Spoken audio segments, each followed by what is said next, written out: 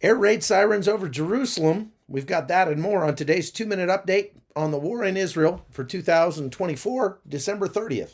For the first time in almost a year, the sirens went off in Jerusalem in response to rockets being fired out of Gaza. On Saturday, 2 missiles were fired from Gaza.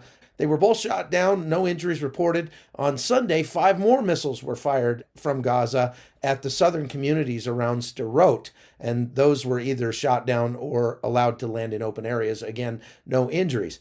Now, this is concerning because most of these rockets were fired out of the Beit Hanun area, which is an area right up against the northern border of Gaza that Israel has already cleared multiple times. These people buried these rocket launchers, and as Israel has moved out and moved further down south with the fighting, these guys have come back in and have uncovered these rocket launchers and launched them at Israel. On top of all that, we found out that the last Houthi missile that was fired at Israel was shot down not by the Israeli Iron Dome system, but by one of the U.S. THAAD missile launchers that was stationed in Israel over the past few months. Now, that's pretty significant because the THAAD missile system, although it was built in response to the SDI initiative put together by President Reagan back in the 1980s, these things have never actually been used to shoot down a hostile missile in combat. So this is the first time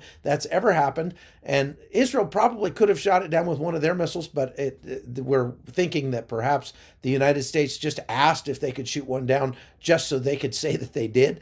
But without a doubt, the missile threat still looms over Israel as well and against the Houthis. Thanks for watching. Please subscribe to this podcast and go to chuckholton.com for videos that I can't show you here on YouTube.